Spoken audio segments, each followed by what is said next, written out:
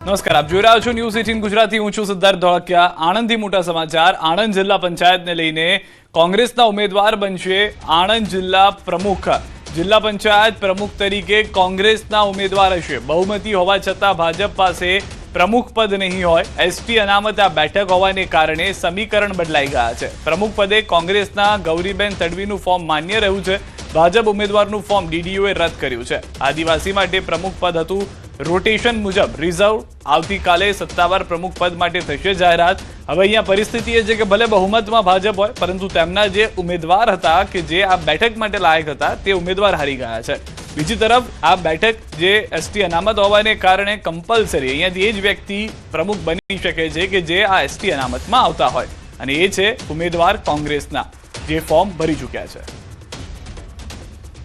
પ્રમુખ માટે 2 ફોર્મ આવ્યા હતા. આમાંથી એક ફોર્મ ગૌરીબેન શંભુભાઈ તડવીનું ફોર્મ માન્ય રાખવામાં આવ્યું છે, અને મયુરી નિકિત પટેલ સારસાથી એનું ફોર્મ અમાન્ય રાખવામાં આવ્યું છે. કેમ કે આપણે બધા જાણીએ છીએ કે જે પ્રમુખની સીટ છે આ એસટી માટે રિઝર્વ થઈ છે, અને એસટીના જે ડોક્યુમેન્ટ આપણે જોઈતું હોઈએ એઝ પર રૂલ્સ એના સાથે નહોતું, એટલા માટે રિજેક્ટ કરવામાં આવ્યું છે.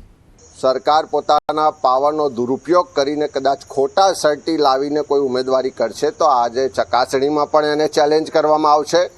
આવતા દિવસોમાં નામદાર હાઈકોર્ટ, સુપ્રીમ કોર્ટ સુધી જઈને પણ કોઈ પણ વ્યક્તિ આ ખોટા એસટીનું સર્ટિફિકેટ લાવીને આણંદ જિલ્લા પંચાયતના પ્રમુખ બનવાનો પ્રયત્ન કરશે તો એને તમામ રીતે પડકારવામાં પણ આવશે ને એની લડત પણ લડવામાં આવશે. તો વધુ માહિતી ન્યૂઝ 18 સમર્થતા પ્રણવ પાસે મેળવીશું. પ્રણવ, કદાચ આ વખતે ગુજરાતના ઇતિહાસમાં પહેલી વાર એવું થતું હશે કે બહુમતી ભાજપની છે પરંતુ પ્રમુખ જે છે તે કોંગ્રેસના બનવાના છે. વધુ શું જાણકારી? સીધા ચોક્કસ ગુજરાતી રાજનીતિમાં આ સૌથી મોટા સમાચાર એટલા માટે બની રહ્યા છે કે આણંદ જિલ્લા પંચાયતમાં ભારતીય પાર્ટીને બહુમત મળ્યું છે. કોંગ્રેસ પાર્ટી વિપક્ષ તરીકે આવી છે, પરંતુ જે પ્રમુખ પદ છે આણંદ જિલ્લા પંચાયતનું તે કોંગ્રેસના ફાળે જઈ શકે છે, એ પણ મહિલા માટે. કારણ કે જે રીતે રોટેશન હોય છે દરેક જિલ્લા પંચાયતના પ્રમુખ માટેનું, તેની અંદર આણંદ જિલ્લા પંચાયત માટે જે રોટેશન છે તે એસટી સમાજ એટલે આદિવાસી સમાજ માટે રિઝર્વ રાખવામાં આવ્યું છે, એ પણ મહિલા માટે. ત્યારે ભારતીય પાર્ટી પાસે એ ઉમેદવાર ન હોવાને કારણે તે જે કોંગ્રેસ પાર્ટીના જે ઉમેદવાર છે, જે મહિલા ઉમેદવાર હતા જે ગૌરીબેન તડવી, તેઓ હવે જે ફોર્મ છે તેઓ આજે ડીડીઓ સમક્ષ પોતાનું ભર્યું હતું. તે ફોર્મ છે એ માન્ય ગણાયું હતું, અને ડીડીઓએ પણ સત્તાવાર જાહેર કરી છે કે જે પ્રમુખ માટેનું જે નોમિનેશન છે તે નોમિનેશન ગૌરીબેન તડવીનું ફોર્મ છે માન્ય રખાયું છે, અને ભારતીય પાર્ટીના જે ઉમેદવાર હતા તેનું ફોર્મ છે તે રદ કરવામાં આવ્યું છે. તો જ્યારે ઉપપ્રમુખનું પદ છે એ ભારતીય પાર્ટીને મળશે, તો સાથે ચેરમેન હેડ જેની કમિટીના જે સભ્યો હોય છે તે પણ ભારતીય પાર્ટીના મળશે. પરંતુ કદાચ ગુજરાતની પહેલી એવી જિલ્લા પંચાયત હશે કે જેની અંદર સંપૂર્ણ રીતે બહુમત ભારતીય પાર્ટીનું છે, તેમ છતાં પણ તે જિલ્લા પંચાયતનો જે પ્રમુખ છે જે મહિલા તરીકે આદિ સમાજમાંથી કોંગ્રેસના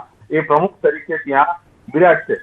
આવતીકાલે સામાન્ય સભા મળશે જિલ્લા પંચાયત, તેની અંદર સર્વાનુમતે કહી શકાય કે જાહેરાત સત્તાવાર કરશે, પરંતુ હાલ જે નોમિનેશન કરવાનો સમય હોય છે મોટા 3 કલાક સુધી, તેની અંદર 2 ફોર્મ હતા. એક ફોર્મ ભારતીય પાર્ટીનું, બીજું ફોર્મ કોંગ્રેસ પાર્ટીનું.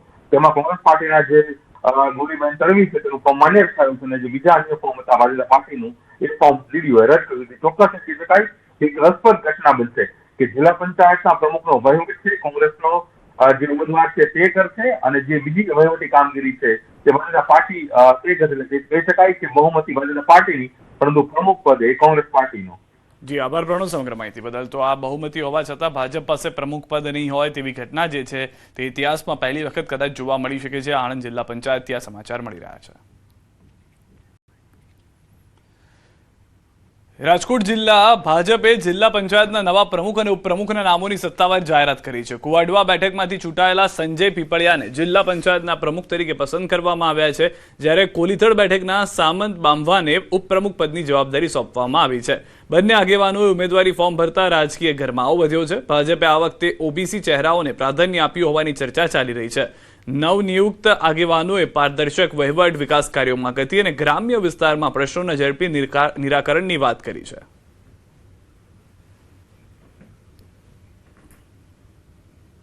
પહેલી પ્રાયોરિટી અમારા જે છેવાડાના ગામો છે કે જે બીજા અધૂરા કામો છે એને સફળતાપૂર્વક અમે પૂરા કરીએ, એ અમારી પ્રાયોરિટી પહેલા રહેશે. પ્રાયોરિટીમાં તો એક તો આ ભવન તો અમારું અત્યારે લગભગ 36 કે 37 કરોડના ખર્ચે અત્યારે ચાલુ થઈ ગયું છે અને સંપૂર્ણ 1 વર્ષમાં પૂરું પણ થઈ જશે.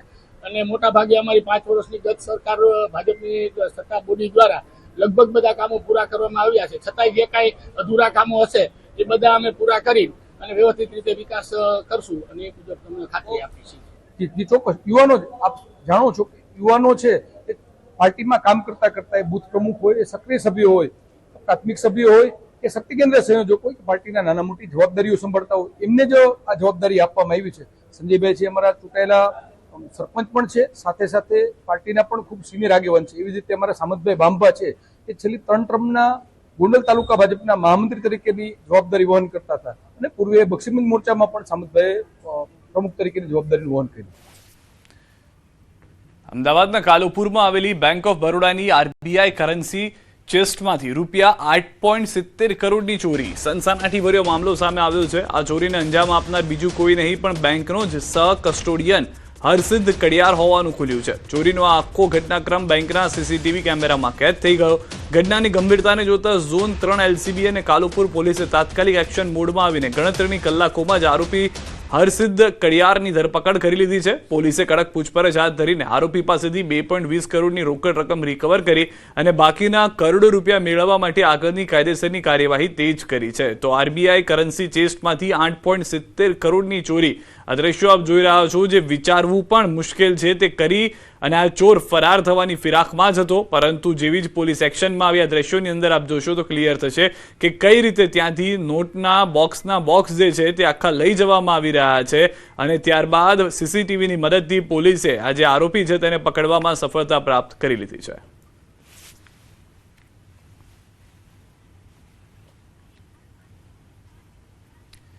ડાંગથી સમાચાર. સાપુતારા માલેગામ ટોલ બૂથ પર અકસ્માત. સાપુતારાથી સુરત તરફ જતી ટ્રક ચાલકે સર્જ્યો અકસ્માત.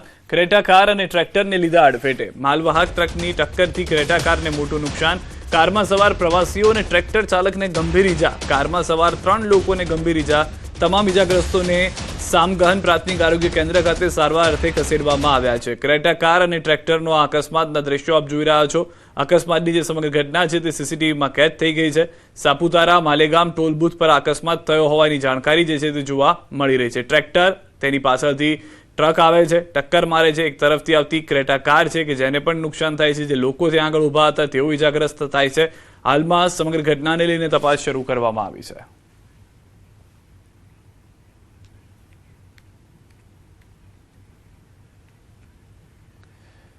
અમરેલી લાઠી તાલુકાના કેરાળા નજીક ગમખ્વાર અકસ્માતમાં 3 લોકોના મૃત્યુ થયા છે. અમરેલી લાઠી સ્ટેટ હાઈવે પર ખાનગી બસ અને અલ્ટો કાર વચ્ચે અકસ્માત સર્જાયો. કારમાં સવાર 3 વ્યક્તિના ઘટના સ્થળે જ કમકમાટી ભર્યા મોત થયા. અકસ્માત બાદ રોડ પર ટ્રાફિક જામ થઈ ગયો હતો. પોલીસે પહોંચી કારમાં સવાર મૃતકોની ઓળખ કરવા કવાયત હાથ ધરી છે. બસ ચાલક જઈ રહ્યા હતા એ દરમિયાન અચાનક જ સામેથી જે છે તે ગાડી આવે છે અને સીધી જ બસ સાથે જઈને ટકરાય છે. બસ ચાલક સંતુલન રાખવાનો પ્રયાસ કરે છે, પરંતુ તેમ છતાં બસ જે છે તે નીચે ઉતરી જાય છે. સદનસીબે બસમાં કોઈનો જીવ નથી ગયો, પરંતુ જે ગાડી આવી રહી હતી અલ્ટો કાર, તેમાં સવાર 3 લોકોના મૃત્યુ ઘટના સ્થળે જ થઈ ગયા હતા.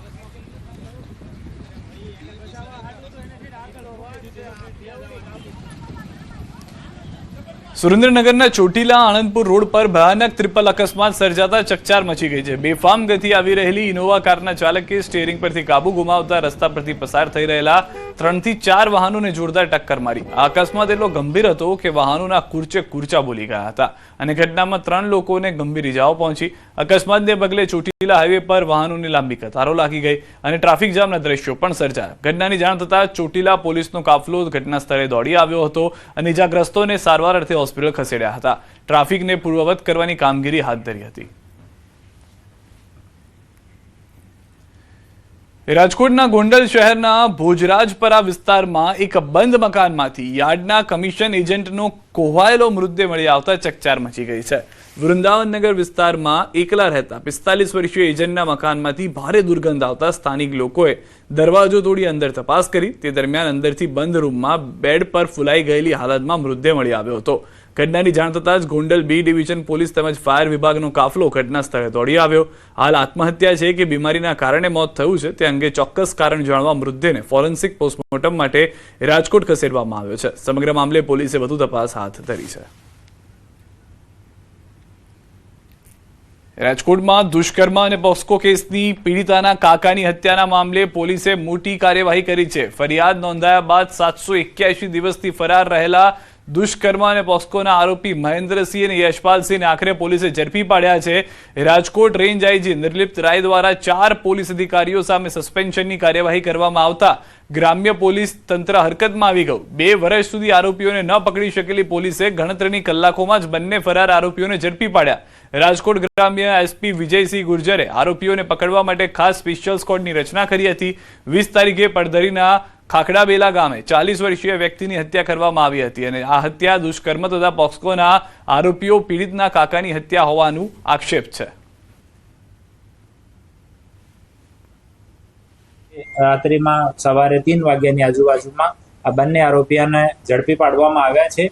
આમાં 3 છરીઓ ઘટના સ્થળથી બરામદ કરવામાં આવી છે અને બંને ગાડીઓ ત્યાં જો સ્ક્રેચ માર્ક્સ છે એ છરી એ તમામ વસ્તુ એફએસએલમાં મોકલવામાં આવી છે. હાલ આરોપીઓના ફોન પણ રિકવર કરવામાં આવ્યા છે અને અમુક જો સંદિગ્ધ લોકો છે એના પણ ફોન રિકવર કરવામાં એફએસએલમાં મોકલવાની કાર્યવાહી હાલ ચાલુ છે. રાજકોટના આટકોટ અને બાબરા હાઈવે પર ખેડૂતોની લાંબી કતારો જોવા મળી રહી છે. ટ્રેક્ટરમાં ડીઝલ પુરાવા ખેડૂતોની લાંબી લાઈનો હજી પણ યથાવત છે. પેટ્રોલ અને ડીઝલની અછતને કારણે નથી મળી રહ્યો જથ્થો. ઠેર ઠેર પેટ્રોલ પંપ પર લાગી રહી છે લાંબી લાઈન.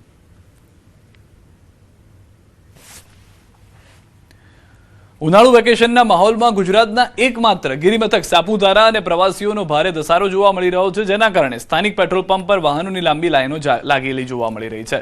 સંચાલકોએ પ્રવાસીઓ અને સ્થાનિકોને આશ્વસ્ત કર્યા છે કે ડાંગ જિલ્લામાં પેટ્રોલ અને ડીઝલનો પૂરતો જથ્થો ઉપલબ્ધ છે, તેથી ચિંતા કરવાની કોઈ જરૂર નથી. સમગ્ર ડાંગ જિલ્લામાં આવેલા તમામ 9 પેટ્રોલ પંપ પર સ્થિતિ બિલકુલ સામાન્ય છે અને પેટ્રોલ, ડીઝલ કે ગેસ સહિતના કોઈ પણ ઇંધણની અછત નથી.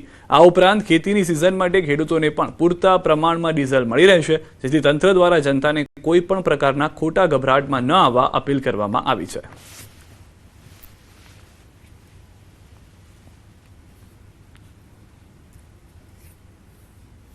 ડાંગ જિલ્લામાં અહીં ઇન્ડિયન ઓઇલના પેટ્રોલ પંપ ઉપર સતત અને સંપૂર્ણ અવિરત રીતે જથ્થો મળી રહે છે. કોઈ પણ જાતનું અહીં જે છે એ કોઈને તકલીફ નથી અને જે પણ લોકો અહીં આવે છે ડીઝલ અને પેટ્રોલ સામાન્ય રીતે પુરાવીને જાય છે. કોઈ પણ પેનિક, હાલની સ્થિતિ પેનિક નથી અને ઇન્ડિયન ઓઇલ જે છે એ સતત એના અધિકારીઓ જે છે અમારા સંપર્કમાં હોય છે અને સતત એ લોકો જથ્થો પૂરતો રહે એના માટે સતત સૂચનો કરતા રહે છે. સુરેન્દ્રનગરના કચ્છના નાના રણમાં ડીઝલની અછતના કારણે મીઠા ઉદ્યોગ પર સંકટના વાદળો ઘેરાયા છે. ખારાગોડા, ચિંજુવાડા, ધાંગધ્રા સહિતના વિસ્તારમાં હજારો અગરિયા પરિવારો વર્ષમાં 8 મહિના રણમાં રહી કાળી મજૂરી કરી મીઠું પકવે છે, પરંતુ રણમાં તૈયાર થયેલું અંદાજે 1 લાખ ટન મીઠું હજુ પણ ખેંચવાનું બાકી છે. ટ્રક અને ડમ્પરોને પૂરતું ડીઝલ ન મળતા વાહનો રણ સુધી પહોંચી શકતા નથી. પેટ્રોલ પંપ પર લાંબી લાઈનો જોવા મળી રહી છે, છતાં પૂરતો જથ્થો મળતો નથી. બીજી તરફ ચોમાસું નજીક આવતા અગરિયાઓની ચિંતા વધી ગઈ છે. જો વહેલો વરસાદ આવે તો હજારો ટન મીઠું પાણીમાં વહી જવાની ભીતિ છે, જેના કારણે લાખો રૂપિયાનું નુકસાન થઈ શકે છે. વર્ષના 8 મહિના કાળી મજૂરી કરી મીઠું તૈયાર કરનારા અગરિયાઓ હવે સરકાર પાસે ડીઝલની તાત્કાલિક વ્યવસ્થા કરવાની માંગ કરી રહ્યા છે. નાના અગરિયાઓ અને વેપારીઓની પરિસ્થિતિ કફોડી થઈ છે. અમે તંત્રને અવારનવાર વિનંતી કરીએ છીએ, છતાં પણ કંપનીઓ સમયસર પુરવઠો આપતી નથી. પેટ્રોલ પંપો અંદાજે 10 દિવસ ડ્રાય રહે છે અને છતાં વાતો એવી કરે છે કે અમારે ડીઝલની કોઈ તકલીફ નથી. ડીઝલના ઓફિસરોને અમે ફોન કરીએ છીએ, સેલ્સ ઓફિસર અથવા ટીએમઓને, તો એ લોકો ફોન પણ ઉપાડતા નથી અને જેથી કારણે અમને ખૂબ મોટી મુશ્કેલી પડી રહી છે. ખાસ કરીને જે કચ્છનું નાનું રણ છે ત્યાં 8,500 MLA 8 મહિના માટે મીઠું પકાવવા રણમાં જાય છે અને જોઈએ તો સીધા 50,000 લોકો મીઠાના વ્યવસાય સાથે જોડાયેલા છે. અહીંયા અત્યારે લગભગ અગરિયાઓનું રણમાંથી મીઠું ખારાગોડા લગભગ 80% જેટલું શિફ્ટ થઈ ગયું છે અને 20% બાકી છે અને આ જેટને અસરના કારણે અને એક બાજુ ચોમાસું નજીક આવી રહ્યું છે એના કારણે જો નહીં ખેંચાય તો અગરિયાને મોટું નુકસાન થશે. વહેલી તકે અમારા વિસ્તારમાં એટલે કે ખારોડા પાટડી વિસ્તાર અને પુરા વિસ્તારમાં જો ડીઝલની અછત છે એને જરાક ધ્યાને લઈ અને જો ડીઝલ આપવામાં આવે ને તો અમારું જે 1 લાખથી 1.5 લાખ મીઠું પડ્યું એ વહેલી તકે વરસાદ આવતા પહેલાં વહેલી તકે ટૂંકમાં જે તે સ્થળે ખારોડા પુરા સ્થળે ફરજ કરવા માટે અભ્યાસ સ્થળ છે ત્યાં વધુ થઈ જાય તો ખાસ અમારે સરકારને વિનંતી છે કે વહેલી તકે ડીઝલ અને જે કંઈ લાગતો કોન્ટ્રાક્ટ કરવો છે ટ્રાન્સફરવાળા એને ડીઝલ પૂરતું મળે એવી મારી ખાસ વિનંતી છે.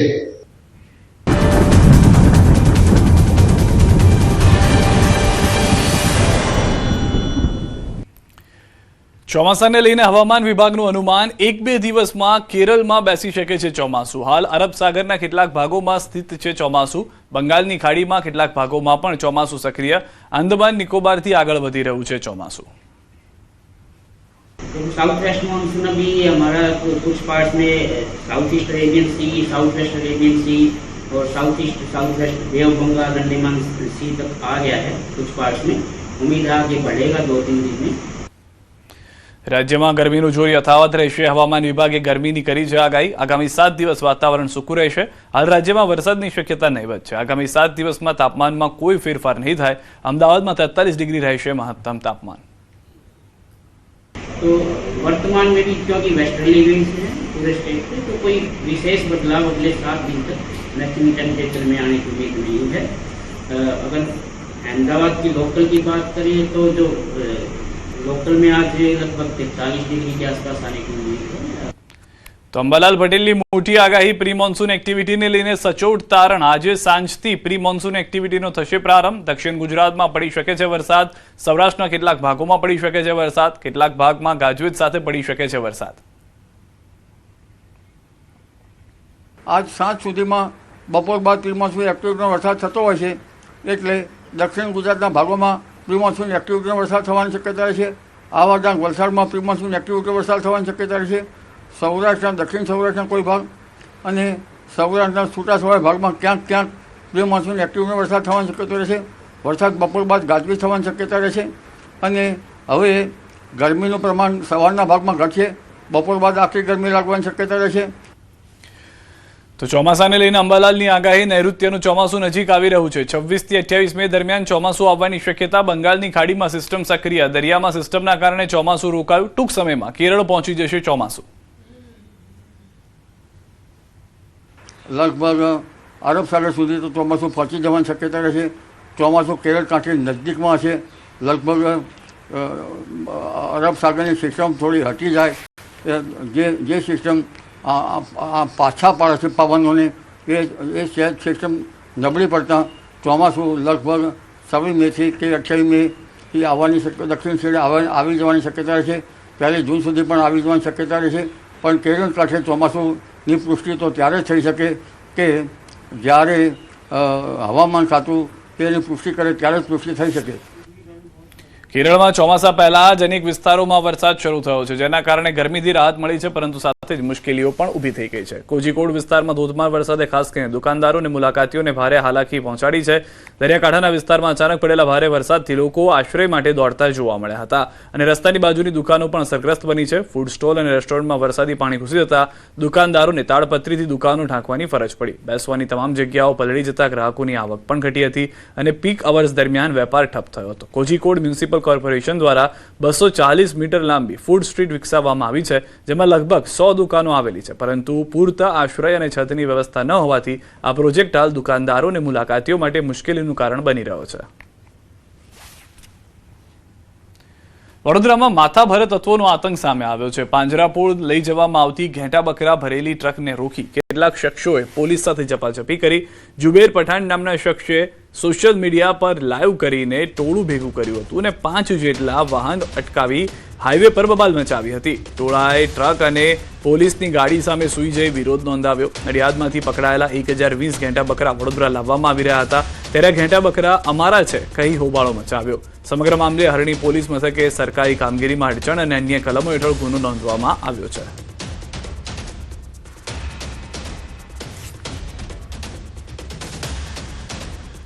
વડોદરાના ગોરવા પોલીસ સ્ટેશન વિસ્તારમાં પતિ પત્ની વચ્ચેનો વિવાદ ગંભીર સ્વરૂપ ધારણ કરી રહ્યો છે. પત્નીએ અસામાજિક તત્વો સાથે મળીને પતિને પોલીસ ચોકીમાં જાનથી મારી નાખવાની ધમકી આપી અને મારપીટ કરી હોવાનો મામલો સામે આવ્યો. ઇલોરા પાર્ક પોલીસ ચોકી ખાતે પત્નીએ અન્ય શખ્સો સાથે મળી પતિને થપ્પડ મારી હોવાનો આક્ષેપ છે. સમગ્ર ઘટનાને લઈ ગોરવા પોલીસ 4 આરોપીની ધરપકડ કરી છે. મહત્વનું છે કે અગાઉ પત્નીએ પતિ અને સાસરિયા સામે શારીરિક તેમજ માનસિક ત્રાસની ફરિયાદ નોંધાવી હતી, જે મામલો હાલમાં કોર્ટમાં ચાલી રહ્યો છે. સુરતના અમરોલી વિસ્તારમાં પ્રેમ લગ્ન બાદ 2 પરિવારો વચ્ચેનો વિવાદ હવે ગંભીર સ્વરૂપ ધારણ કરતો જોવા મળી રહ્યો છે. પ્રેમ સંબંધ બાદ લગ્ન કરનાર યુગલને ધમકીઓ મળતી હોવાના આક્ષેપ સાથે મામલો પોલીસ સુધી પહોંચ્યો હતો. ઘટનાને લઈને નવદંપતીમાં ભયનો માહોલ સર્જાયો છે અને ઓનર કિલિંગ જેવી ઘટના બનવાની આશંકા વ્યક્ત થતા સુરક્ષા અંગે પણ ચિંતા ઊભી થઈ છે. લગ્નથી નારાજ યુવતીના પરિવારજનો દ્વારા દંપતી પર દબાણ અને ધમકીઓ આપવામાં આવી રહી હતી. લગ્ન બાદ નવદંપતી સુરક્ષાની દ્રષ્ટિએ પોતાનું ઘર છોડીને અજ્ઞાત સ્થળે રહેતું હોવાનું પણ સામે આવ્યું છે. પરિવારજનો દ્વારા સતત દબાણ અને ધમકીઓ મળતી હોવાના કારણે બંનેમાં ભારે ભયનો માહોલ સર્જાયો છે.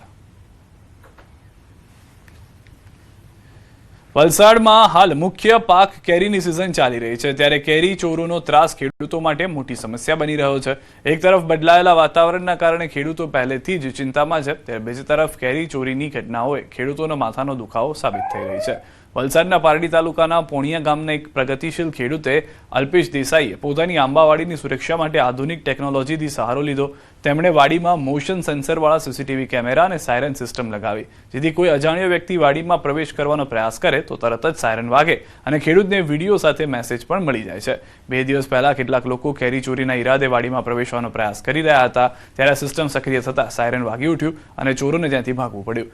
સમગ્ર ઘટના સીસીટીવી કેમેરામાં કેદ થઈ. ખેડૂતોએ સીસીટીવી ફૂટેજ સાથે પારડી પોલીસ સ્ટેશનમાં લેખિત રજૂઆત કરી ચોરીને અટકાવવા માટે માંગ કરી.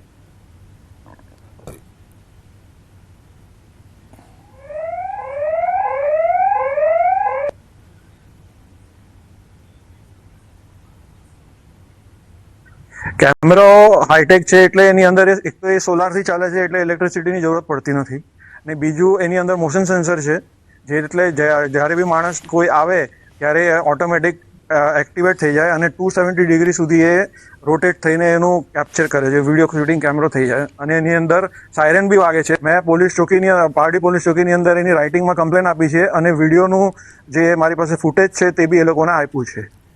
સમાચારોમાં અત્યારે બસ આટલું જ. આપ જોતા રહો ન્યૂઝ 18 ગુજરાતી.